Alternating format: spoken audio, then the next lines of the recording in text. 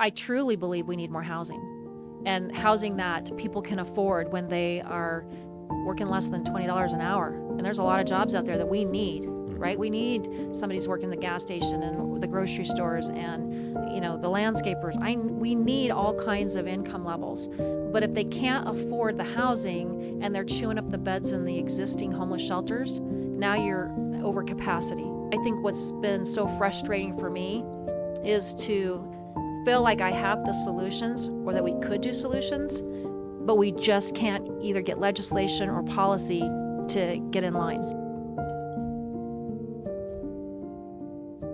Welcome to Utah Stories. If you've been following us for a while, we have been covering the homeless industrial complex here in Salt Lake City for a very long time. And we've had a lot of amazing guests on the program, people who are solving the problem, answering the tough questions. And if you kind of know the situation of the shit show of the homeless industrial complex, the people who are right in the shit don't want to answer the questions. And it's bothered me for years, because I'm not blaming them directly. And I'm not saying that they are intentionally running the services the way they are. But with me on the program right now is Carol Hollowell, who is definitely part of the solution. Thank you so much for joining me, Carol. Thanks. I was getting worried you're going to say I was part of the shit, but thank you for saying I'm part of the solution. Yeah, you definitely are. You've been trying to be part of the solution, but you can't ignore that there's a lot of shit around the whole system.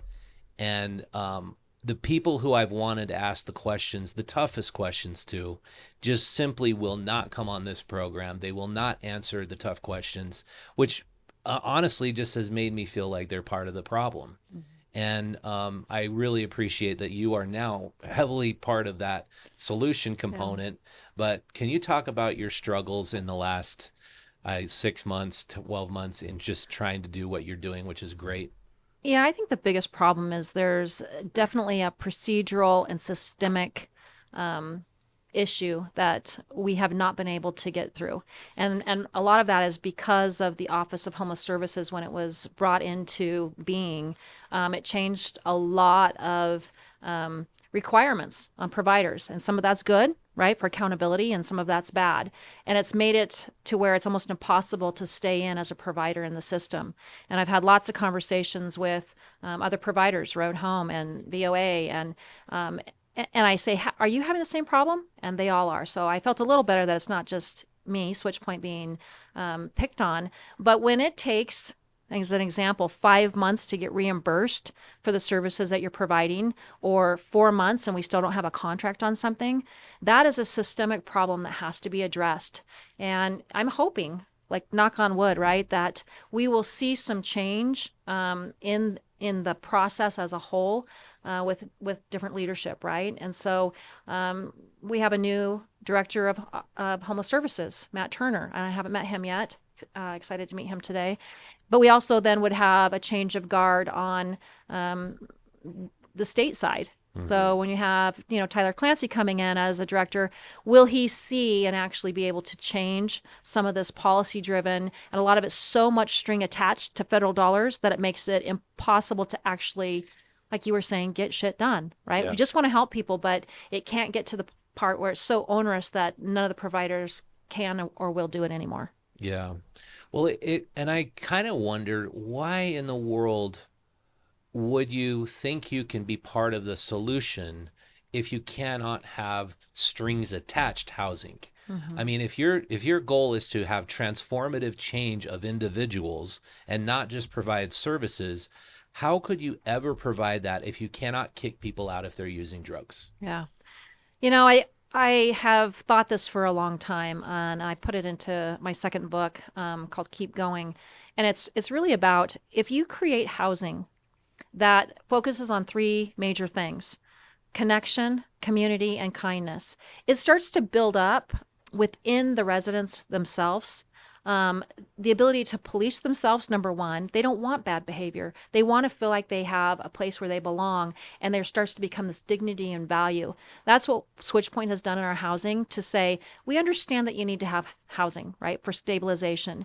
And we also understand that there's a lot of family that you made on the streets that have taken care of you and had your back, and maybe were your only connection to, to humanity. And so repeating that scenario in housing has made it to where our housing, in my mind, has been very successful. And we've kept some accountability, right? We have laws of the house informed, but we also then say, hey, let's have an HOA within, like a community meeting, and you guys help us make these rules. But that also means then if you're agreeing, you're going to help us fulfill and, hold people accountable. Yeah. And that works so much better than just saying it's a free for all. Here's your housing. If you don't pay rent, oh well. If you have a prostitute come in, oh well. Oh, you want to do drugs? Oh, sure. Right? I Yeah. mean, we have to get away from that model of anything goes, zero barrier and absolute harm reduction where it's like, but what about trying to teach sustainability? Yeah. And that word harm reduction, that makes so much sense if you're moving off the streets into sober living. If you're moving off the streets into a housing unit, which is basically allowing sex trafficking, allowing drug use, allowing people to trash their apartments, and then having staff which has an adversarial relationship with the tenants, you're actually going from really bad to perhaps worse. Because as we pointed out, 20 occupants of the Magnolia apartments who were originally there out of the 60 have died. Hmm. And so the end game is if you're not going to be able to get off drugs, and you're given a nice apartment, you just die. And how can that be viewed as something like a success just because you're providing the service of housing? Yeah. It's It is hard when the way that the rules have been made to get money or to allocate money have made it really tough to make good decisions and or to even mobilize quickly, yeah. right? It takes forever to get something done. Mm-hmm. And that a great example would be trying to even do phase, two of the micro shelter, adding on 50 more units.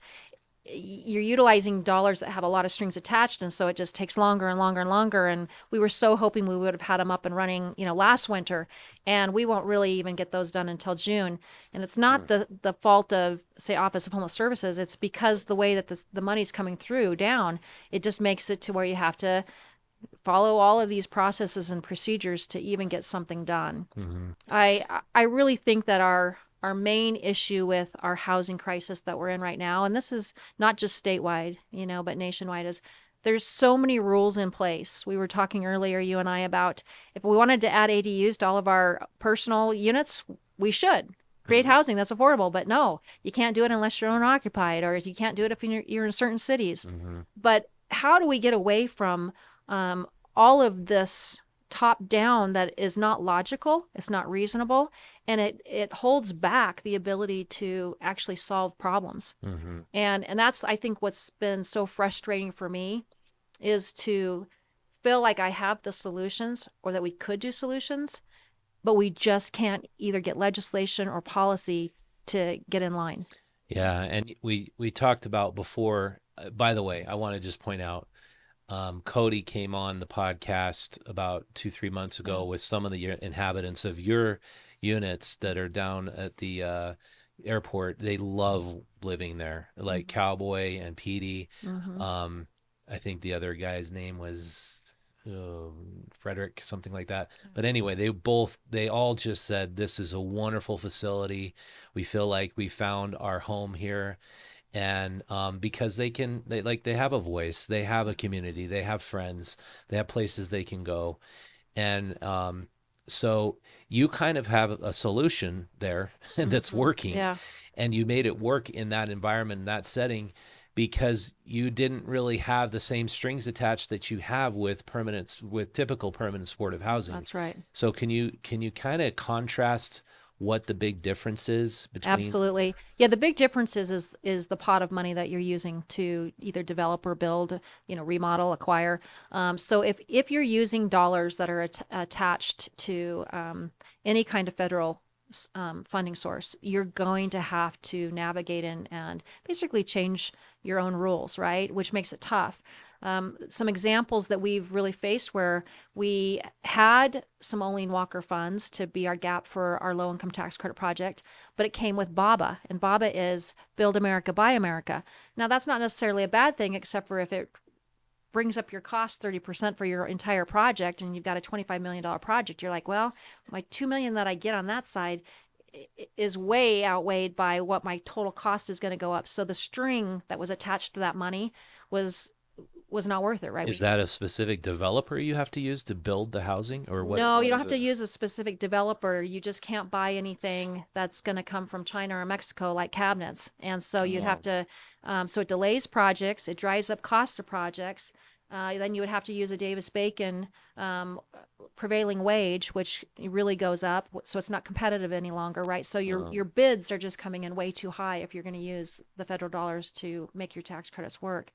On the other side of that, which is really where the permit supportive housing dollars on the federal side hurt us, is that you cannot have these requirements. So permit supportive housing, um, in true fashion, where you have the subsidies and the vouchers that go with it, you don't get to kick them out, right? You can't make requirements that they have to see a case manager. You don't make requirements that says that a drug dog can come through and see if the Which property is is going to be safe. unbelievable. And if Yeah. I mean, I almost believe if you want to destroy people instead of help them, you would put that provision in place. Yeah, yeah. So that's what makes it tough. And I see a big swing is coming, right? There's definitely a shift that's coming, and we've seen it for the last year with the Trump administration, as there's things that are getting either cut or changed or um, that are going to be analyzed. And so it'll be an interesting upcoming year. This past year, we saw the big, beautiful bill. And there was two things that I was actually pretty happy about. And one was that it increased the LIHTC amounts per state. And it increased it by 1%, which is a big deal, Light right? tech being, So low income tax credit. Thank yeah. you. Sorry. And so that's what helps us build these units, that we can apply to the state, and the state has a match, so you can apply for a federal and a state tax credit to build a low income housing. Hmm. The other, so that was an increase. So that's great. The other piece is their bonding. So they reduced the 4% bond. So there's in tax credits, there's a 9% and a 4%, and it seems complicated, but in reality, it's how you would access larger monies through a bond, and it reduced that basis. So for most of us that are developers of affordable housing, unless we were going to do like 200 units, trying to apply for a bond just didn't pencil it. You couldn't do it. But when they reduced the basis of what had to be in it, now I can do a bond on an 80 unit, which hopefully will be less competitive, but you could also then knock out more as a developer, right? Like more units, which is what we need, right? Hmm. So it'll be interesting as we look at this next year. Are there any other things that can change with the string attached, knowing that Trump administration doesn't like a lot of these strings? Will this actually help us as a provider have better housing, provide better services that actually yield towards outcomes, right? Hmm. And help us hold accountability. And that would, in my mind, be the solution for this upcoming year. Is we've got to figure out the accountability piece, but we also have to say, you got to cut some of these strings because you're holding me hostage. Yeah. So just to give our listeners an overview of what you guys are involved in, it's a lot. Um, you now operate the overflow shelter in Mill Creek. You started the micro. Not the overflow in Mill Creek anymore. We did that for a couple years. We're overflow on Redwood on Oh, okay. 33rd South, and it's been there 2 years now. So there's 200 residents there at overflow. And then the overflow is no longer really an overflow because it's year round, right? Yeah, I'm not sure what we're still calling it. We just can't call it the liquor store shelter. It just doesn't flow, right? So, but we have that, and then we're operating the micro shelters under the Spaghetti Bowl. Yeah. We have two low-income senior housing projects off of North Temple. We have a female housing unit in Mill Creek that has 43 units for chronically mentally ill, chronically homeless women. Oh, where is that? So it's at like 1800 East and 33rd Oh, South. that's what I Yeah. thought was an Uh-huh. overflow. Yeah. So Yeah. that's That's not an actually overflow. Uh-uh. got it. No, Okay. but a couple years we did run overflows there in Mill Creek. I think the first time I came on your show, we were actually having an Yeah, overflow. that was at an old library or Yeah, an old something. library. Yeah. Yeah. And then we'll be opening up in January a men's mental health housing in Murray. So that'll be 26 units for men that have had chronically mentally ill issues and then chronically homeless. And but we also have stuff in Tooele County and Davis County now, and of course Washington County where we started. And so as you're looking at kind of that breadth of, what we're doing, every time we say yes to a project, is there going to be an end result that we can, justify and live with? But are we actually helping improve the quality of lives of these individuals? Yeah. When you look at like the cowboy and the PD that you've met, that's why I do what I do, and put in, the many, many hours and tears and worry that I have for these clients is, hey, if we're making a difference and they're actually becoming self-sufficient people that give back in their own way, then we're doing our job, right? Yeah, absolutely. So my goal, if everyone always asks, well, when are you going to retire? Never. What do you plan to do this year? I want 1,000 units, damn it. Can I say that on the radio? Wow. I, Yeah. I want 1,000 units this year in Salt Lake County. That's what Hmm. we're short right now, that of the people I know that Hmm. have money but just can't afford to live somewhere. Yeah. And so when you It's think the about that, homeless there's, senior yeah, population, as oh, Jack and I discovered yeah, even before we did that thing, just the people on the street. yeah, It's atrocious. it is. These people who just can't afford to live and who are senior citizens, and we're giving, I mean, this sounds maybe uncompassionate, but we're giving the free of permanent supportive housing to drug addicts over the homeless seniors. Yeah. Why are we doing that? That doesn't make any sense to me. And it really hurts my heart when I think about seniors on the street or veterans who have given so much for our country, and for our Yeah, freedoms. so many of them are veterans. So many have been veterans and seniors, and you think, okay, we have got to, as our society, our communities here, do better. They don't deserve to be treated like this, Yeah. and they want, the security and the dignity of paying their own rent and not feeling like it was a handout or a pity party. Um, these are good people, and they don't have a massive 401k, but they did their time as a laborer, right? Hmm. And so to me, we've just got to figure out a way to come up with those dollars and find the pieces of property that we can, keep our costs down and really create those units this year. And I think it's just more people that know about it and understand where I'm going with that, I think will come to the table. Well, I think your organization's awesome. Your staff I've met are super cool, and the people who live there are very happy. And I'm not like I said before the show. My goal isn't to like talk shit about anybody, but Mm-hmm. to point out the facts and the truth. Okay. And the facts and the truth are the road home facilities are an absolute shit show. And maybe they're making some improvements, but I mean, walking in and around those facilities and the neighborhoods they operate in, the Palmer Court, the Magnolia, the death rate, the drug trafficking going on outside, they don't want to address the problems. They see me as part of the problem for them.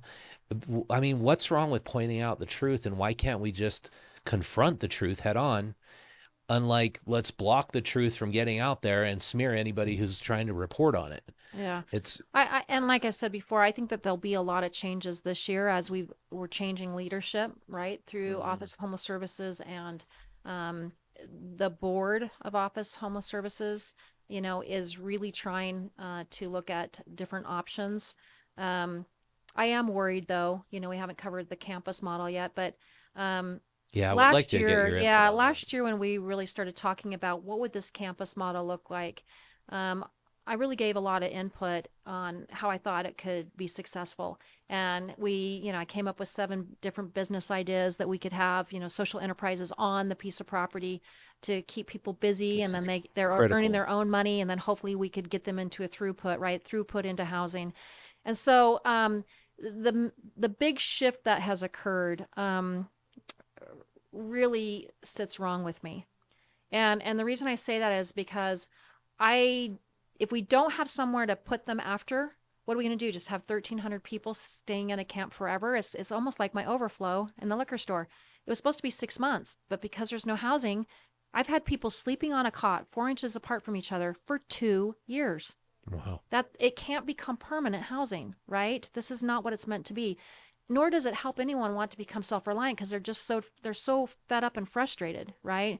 So I hope as we march down this road that the campus model doesn't just become a detention center, or it doesn't just become a mix of, criminal drug users and mentally ill. This we have to look at, but then what? Mm-hmm. Then what? Because the model that has been working, and Salt Lake County's behavioral health has done an incredible job. I mean, seriously, kudos to them on their FACT and ACT teams, which is assertive care teams. And they're surrounding these clients who suffer from mental illness, which then drives them into homelessness because they're breaking all these relationships, right? Or they can't stay on meds to help them. But that type of housing, we need more of that, and it's already working. The safe havens that Valley Behavioral Health has done for 30 years, that was meant for mentally ill who can stay there permanently and get all the support they need. I, Mm-hmm. I don't see it working very well when you mix all of those populations. I've done this for a long time, and I work 7 days a week. And when I look at the mix, then how do you help those that can help themselves and really move on if 90% of your attention is being spent on the people that are causing trouble, Yeah. right? Yeah. If that makes any sense. I got a good taste of that when I was out in front of the Gerald E. King women's shelter a few years ago. The women out in front of the facility were extremely mentally ill, and the problem was like, I don't, like you said, 10% of the population with extreme mental illness Yeah. who are screaming in the middle of the night, who have like severe problems going on, are real major disruptions to the 90% who don't have such mental illness. So they can't get a night's sleep. They can't take a Then they can't job. go to work the next They day. can't go Yeah. to work. Mm-hmm. And these women were clearly explaining that. And it's like if the mental health component could be taken care of, it sounds like you could really get people on a path of recovery and transformation, Yeah. as opposed to getting them stuck in a system they don't want to be in. That's right. That's right. And so the other thing I wanted to ask you about, and maybe you need to take a little break, but three questions I wanted to ask Wayne Niederhauser. He's refused to come on the program. I've met him a few times. He's now going to be the outgoing homeless coordinator. But if you don't mind, I'll ask you these I'll questions and you're try going and to answer the address them. best I can. Okay. Um, the first question is that just the simple equation of the way that the what I call the homeless industrial complex, the way it's set up. The more services we provide, the more homeless people we get. And of course, we need to provide services. I'm not saying we don't, but the equation is, well, there's a need for services, so we need to provide more services, so we're going to give more money to homeless services. In the meantime, I hear Jackson Hole, Wyoming sends their homeless people here. When there's problems with homeless people in Vegas, I hear they get a one-way bus ticket to Salt Lake City. Places like Idaho sometimes send homeless people, and it's like services are kind of a magnet. And when there's broken family relations and there's an ability for a family member who's on drugs to get services, and we have an 18% increase in homelessness over the past year, if you're not providing whole person transformative change, but only services, don't you think the services are the problem? I would say yes and no. Okay, and I'll answer it a couple. I think that if we build more and more shelters, you're absolutely right. That's just one piece of the service, though, right? It's just a temporary bed, a meal, a shower, right? But when we're looking at what type of services need to be improved or increased, uh, I truly believe we need more housing, and housing that people can afford when they are working less than $20 an hour. And there's a lot of jobs out there that we need, right? Mm-hmm. We need somebody's working the gas station and the grocery stores and, the landscapers.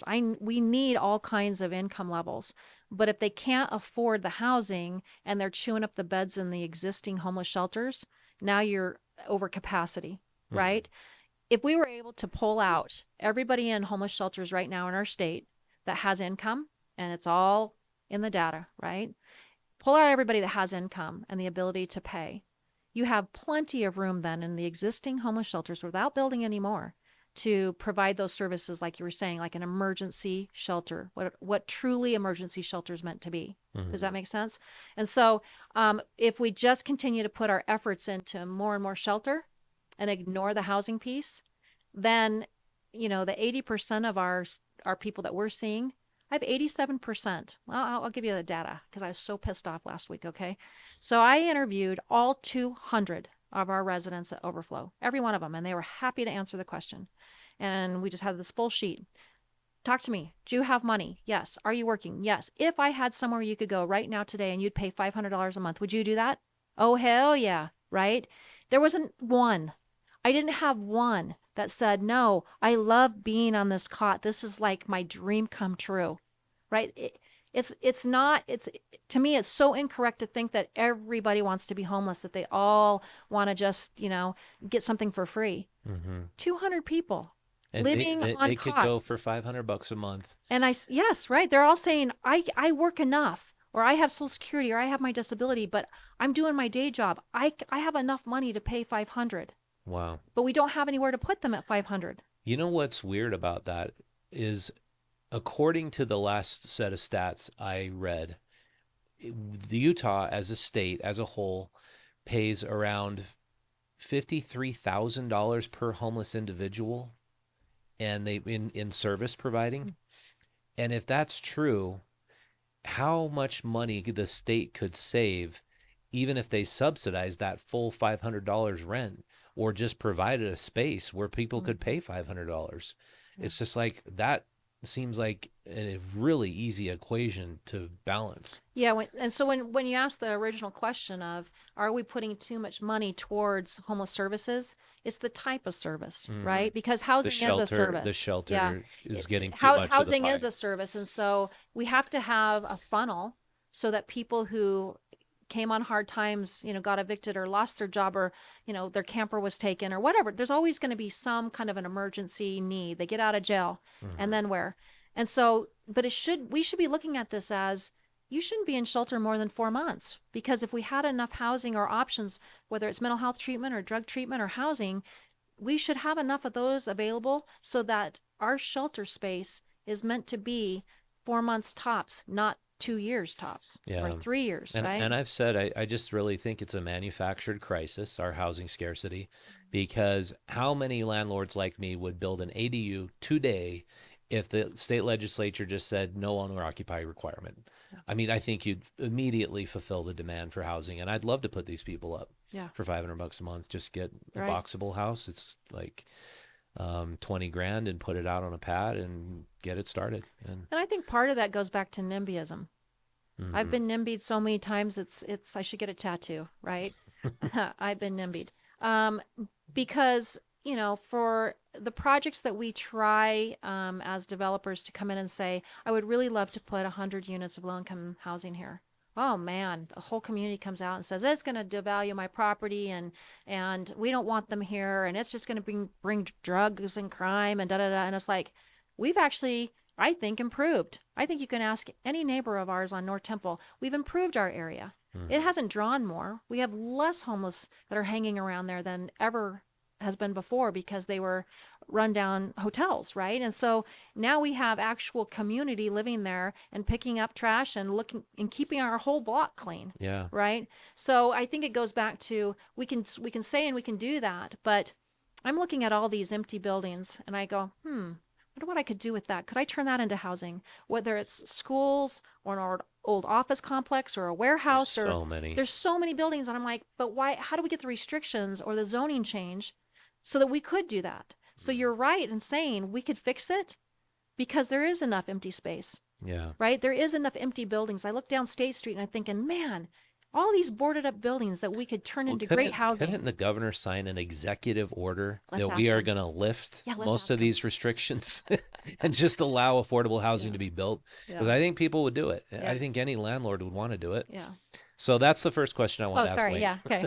The second one I wanted to ask him is is he's so Wayne and everybody in homeless services is very, very much aware that the permanent supportive housing model is severely broken, and that rather than giving people transformative change, we are giving people a death sentence. Essentially, really, a lot of these people have just died, and so if we are giving somebody not an environment where they can change their life and transform, but we are giving them a place and a haven to use drugs all day long, why are we still funding the places that are having those outcomes? He told me, Wayne said when he was coming into office, he's going to be all about outcomes, measuring outcomes. The homeless information management system was created. Mm-hmm. I thought, wow, great.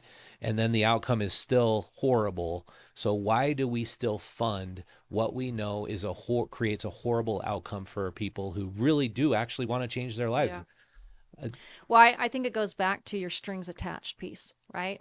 And that if federal dollars were put in, and state dollars that were matching, so they have to follow the same requirement, you don't get to change that. I do see already a big shift going away from permanent supportive housing on all levels because they're realizing that, oh, maybe this didn't quite work out the way we had intended. 20 years ago when permanent supportive housing and housing first came on, um, it had good intentions, truly. We need to have housing for people who just can't live on their own, and we're going to have services.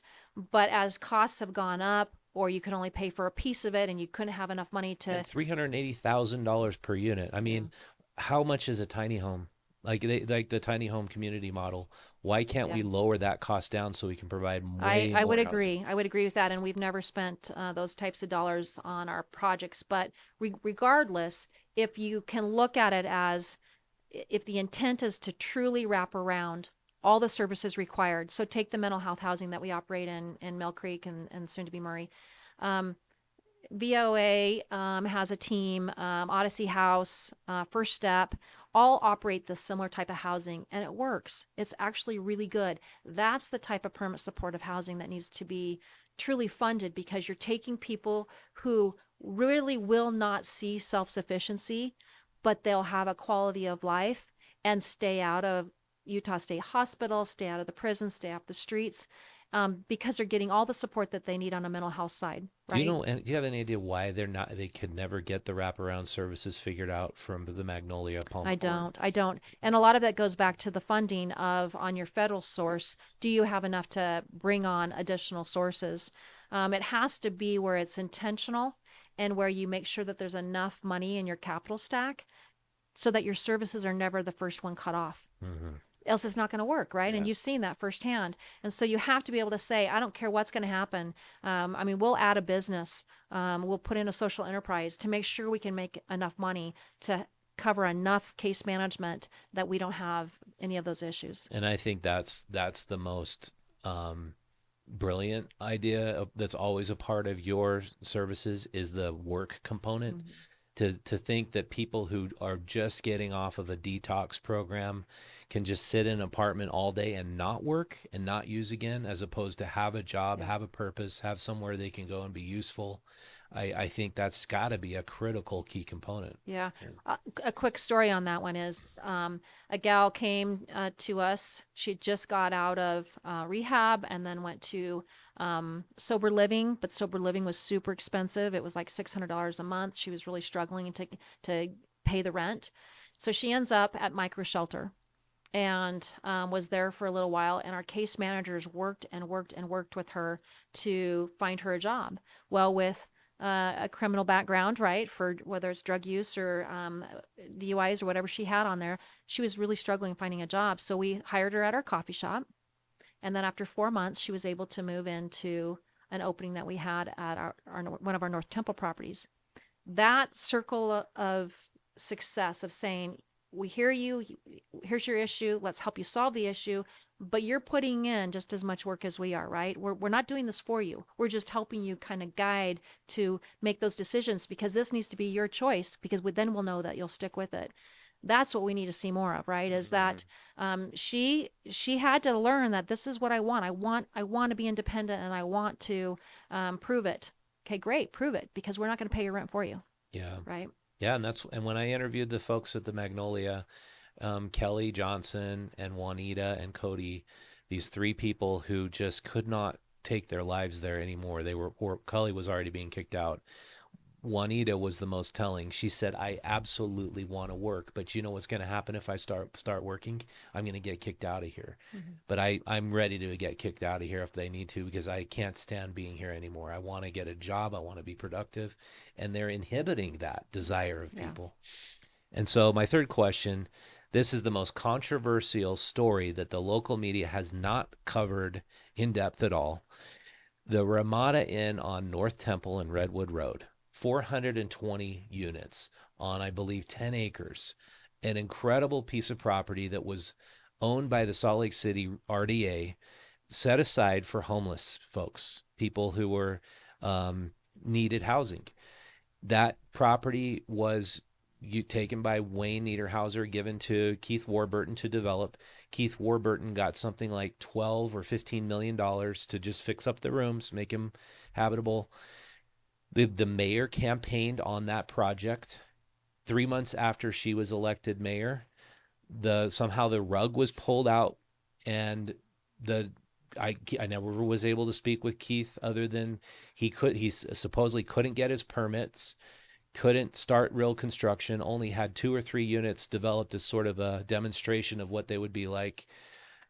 Um, that was prime real estate that could put 420 people up. How is it that that happened on? These are questions I wanted to give to Wayne on your watch, Wayne. And there's nothing to be said about it other than, Yeah. yeah, it just didn't work out.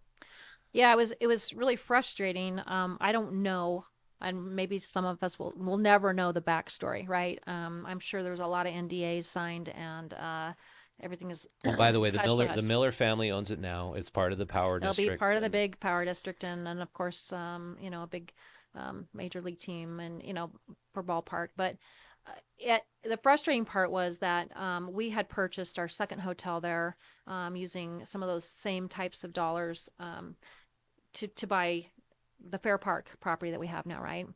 mhm. And um, so three of us were given 2 million each from the city of Salt Lake to help be part of our cash stack, right? To purchase hotels. Switchpoint was the only one that actually like finished and opened up on time, and we were able to move in another 94 seniors, off the streets and in by that April of like 22. Okay, the frustrating part is the amount of money that went into that, and then no one talked about it. So 2 more years goes by. We would have had another 200 seniors moved in somewhere if it could have been redeployed quickly as soon as they knew that this was not going to work.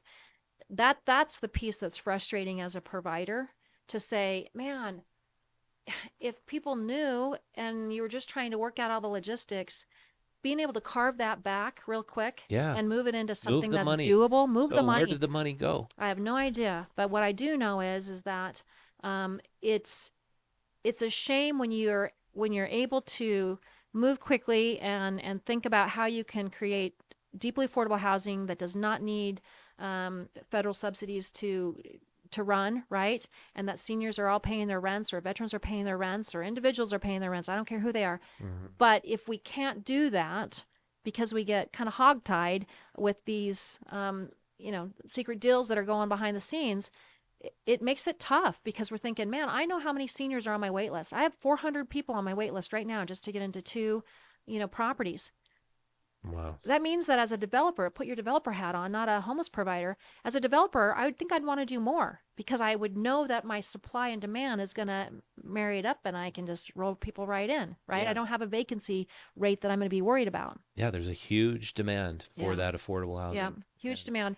And I think that, we need to really look at that in the next year to say, how do we make sure that the dollars that are available on a county, state level, or through philanthropy, how do we make sure that they're going to be best utilized to quickly, open up units so that we're taking pressure. It's going to take at least 2 years, if not three, to get a campus model open in the first place. There's no mhm. infrastructure there.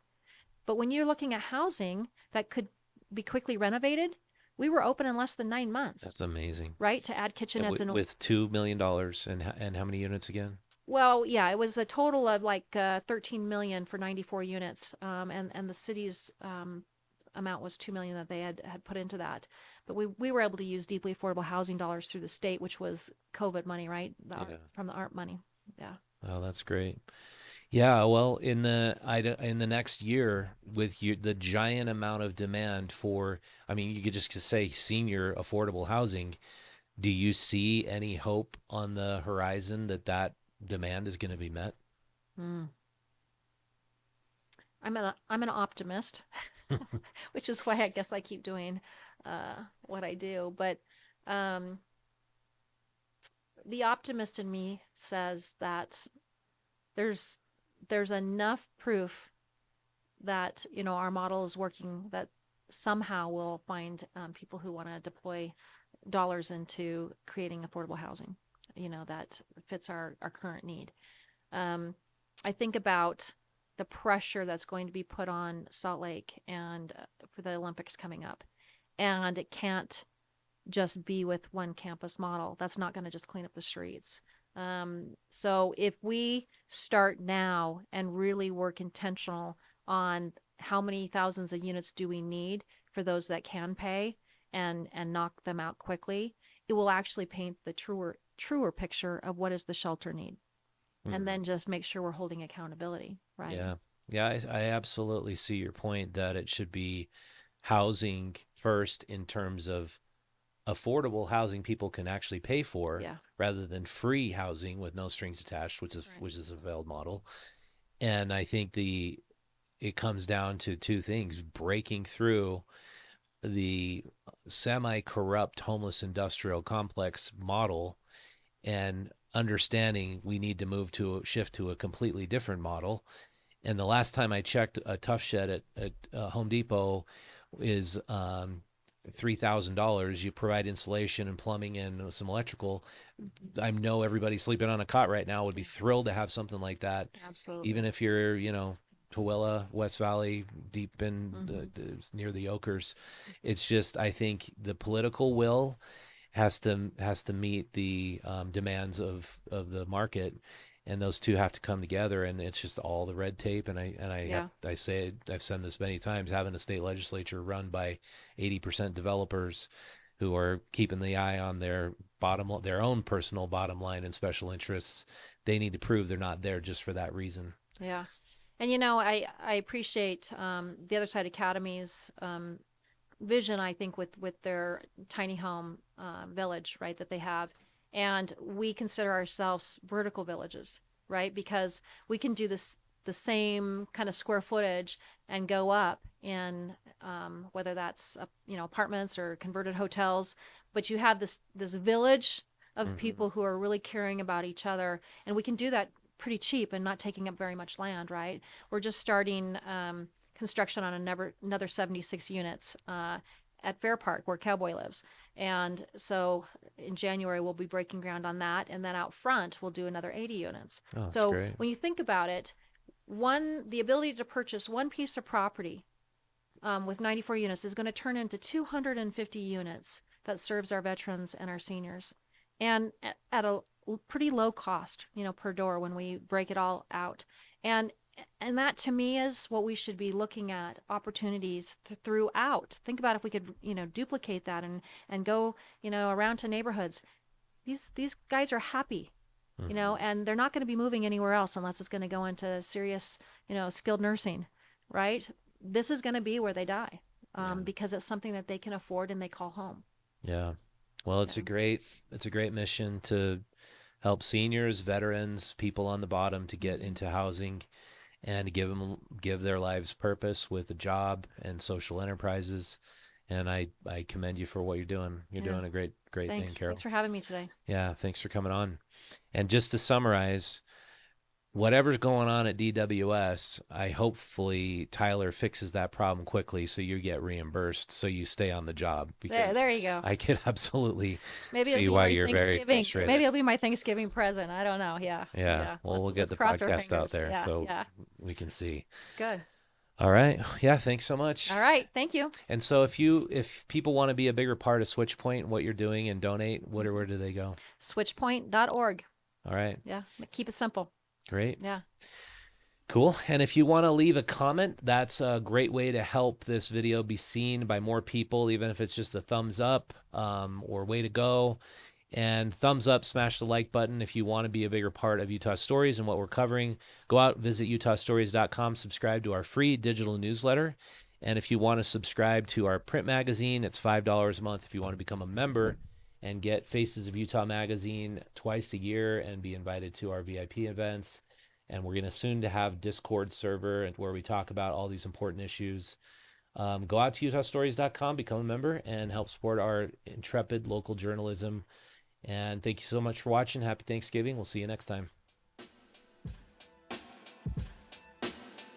Clark's Auto is Utah's premier independent Subaru mechanic and auto shop. Check them out at clarksauto.com and on the back of Utah Stories magazine.